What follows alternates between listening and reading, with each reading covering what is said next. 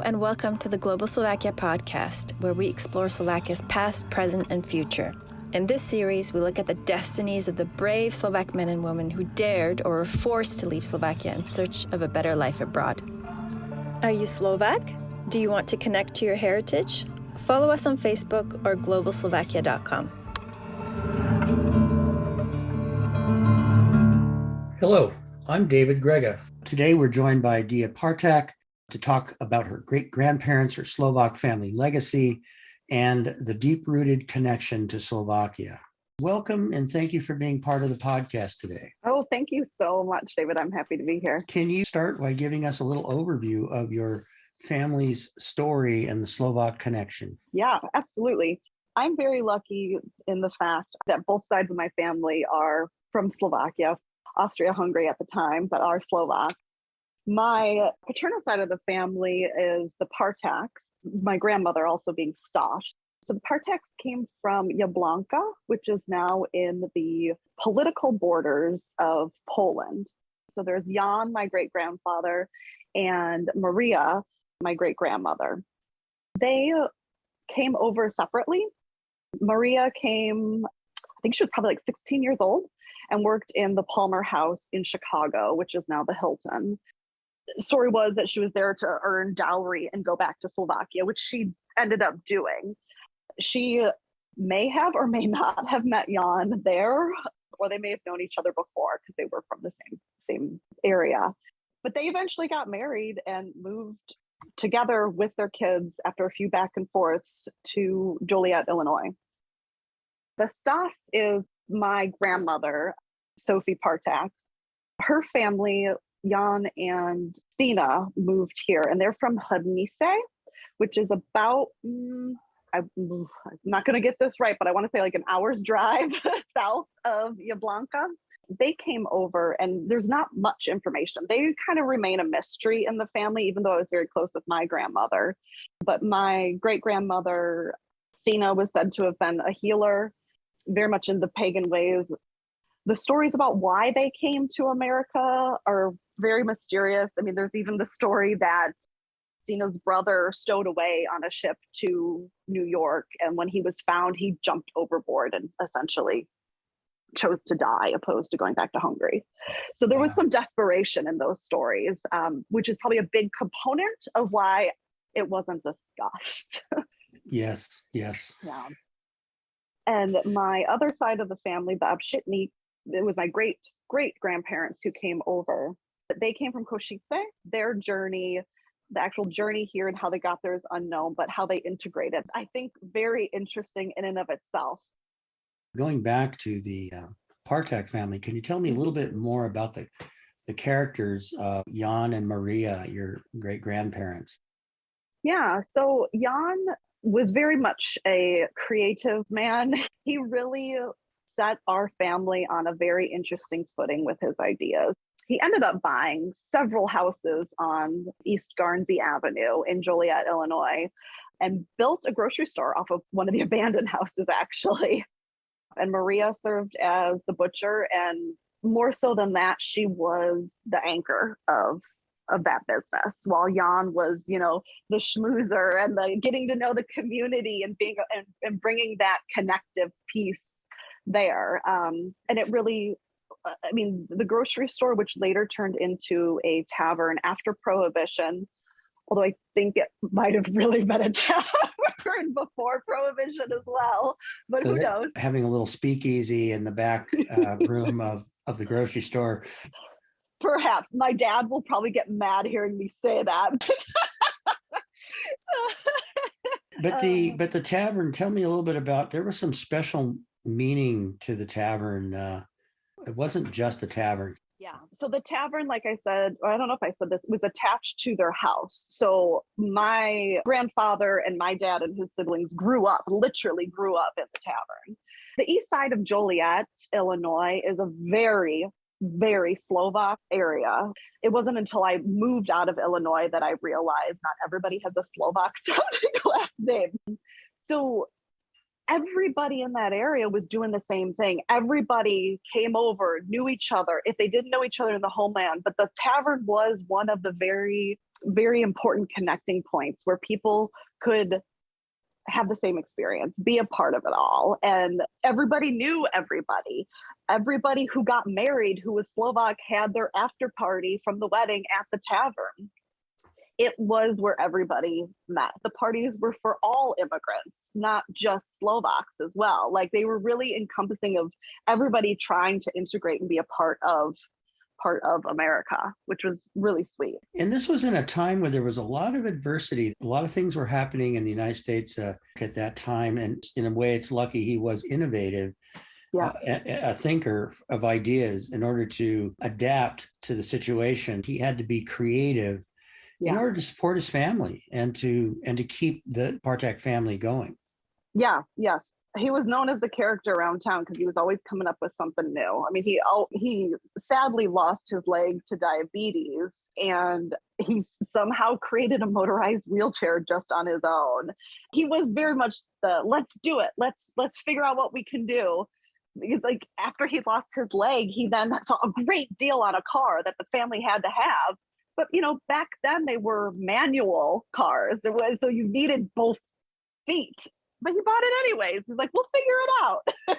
So, like, what is Jan doing next kind of thing. Right. Kind of the inventor and the entrepreneur. Yes. So tell us a little bit more about the Obstiniks family. Yeah. So, like I said, this was my great-great-grandparents who moved to America. They had Anna Jr., so it's George and Anna Sr., who moved over. Anna Jr., I will refer to her as Nana because that's how she's always been referred. Nana was born in America, and she loved being an American. She was always out doing the newest thing, did not want to do anything that felt like what her parents did or wanted, to the point of refusing to marry a Slovak. My great-grandfather, George, picked out a local Slovak boy for her to marry, and she flat out refused. That was kind of the customary thing at the time, and she bucked the system. She did. She did. She was always challenging the system. Nana was going to do what Nana wanted to do. When I talked to my mom about it, she was like, Nana comes first. Nana comes first. If what you're telling her to do, she's going to do the opposite. So she eventually, at age 25, which was old back then, married an Irishman. And that sadly led to her being disowned by her father. And so that cut some ties, but not completely. Anna Sr. kept meeting and talking with Nana on her own. They would sit and talk Slovak together. Nana never really gave up her Slovak traditions, culture of knowing who she was. She just adopted the Irish and American ways as well. And I think that really speaks to me as really powerful because there was a lot of anti-Irish and anti-Slovak in America at that time. My grandmother then, who was born to the Irishman and Nana, really dealt with a lot of the blow on that because Nana wanted her two daughters to be American, to fit in, I guess is the best way to put it. But she still was connected. There was still part of there that was very Slovak. So they went to St. Cyril's for school, all of that. And they got in a lot of trouble because they would show up in very newfangled American clothes. And Nana wanted them to speak English and the school wanted them to speak at least some Slovak. And so finally that kind of old world, new world conflict, the girls, my grandmother and her sister got pulled from school and ended up going to public school because it was too hard on them. My grandmother was being traumatized because she was trapped between the two worlds. So with all of that, my mom giving me the egg cheese recipe means so much more to me, knowing that Nana had it hanging from her cabinet despite everything she was going through. My grandma had it hanging there despite what she went through. And then my mom trying to retrace and get those things for herself and recognize. And now my mom being able to pass that on to me. It's very meaningful. Right. And it was the relationship between Anna Sr., Anna Jr. She, even though she was ostracized on a senior kept that relationship going and sort of bridged the gap and kept her in the circle of the family and the Slovak community.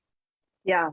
The intergenerational support, I think, on that side of the family, and then also within the community was very important.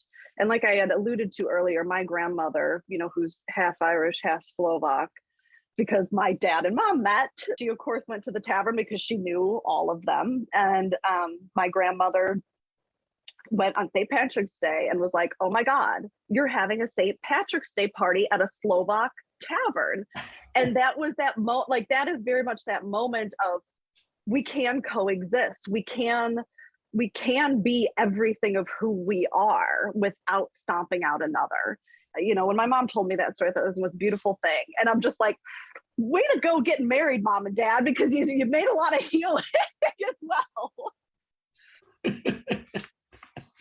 So anyway, we talked a little bit about the Stasses that you know very little about, but I'm kind of curious, expand a little bit on the great grandmother, the Tina, who was supposed to be a healer. Can you tell us a little bit more about? I think there were some stories that she would relay, and if you can share with us. I know the stories you're alluding to, those were actually Maria who shared those stories. Yes, okay. Maria would share, because she would excite my father and my two aunts with these stories.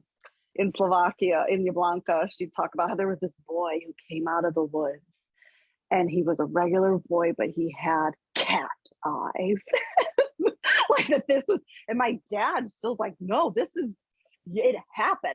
Grandma said it. That like, and my great grandmother was very serious about vampires. Crucifixes galore. I've recently learned more about the vampire lore of our culture, and I was like, okay. Someone told me recently that if you have bushy eyebrows, you're more likely to come back as a vampire. And boy, my family has bushy eyebrows, so I was like, no wonder why Maria was so worried.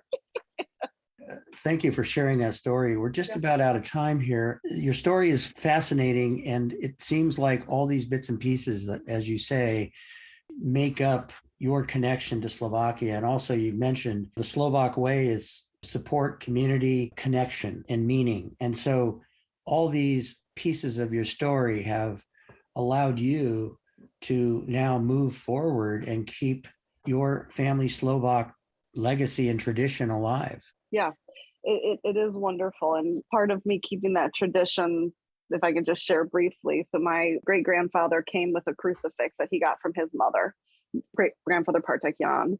He kept that under the register at the tavern for protection, for luck, for prosperity. He passed that on to my grandfather when he took over the business.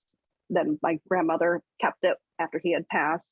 My father chose not to take over the business, but he opened his own business that was passed down to him. And when I opened my own business, my dad passed it on to me.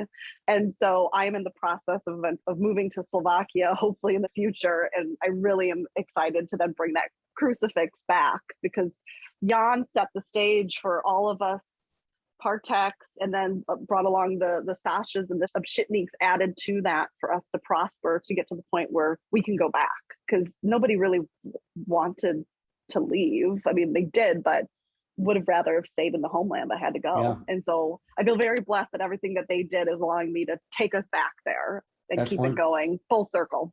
Yeah, that is wonderful. Good luck with that. I hope that comes to fruition. Thank you for sharing your story with us today, and we will see you next time.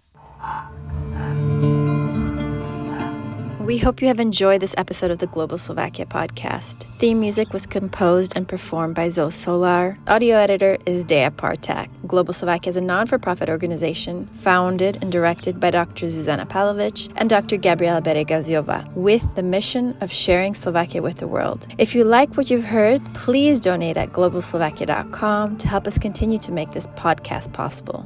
Thank you for listening, and we hope you join us next time for the Global Slovakia podcast.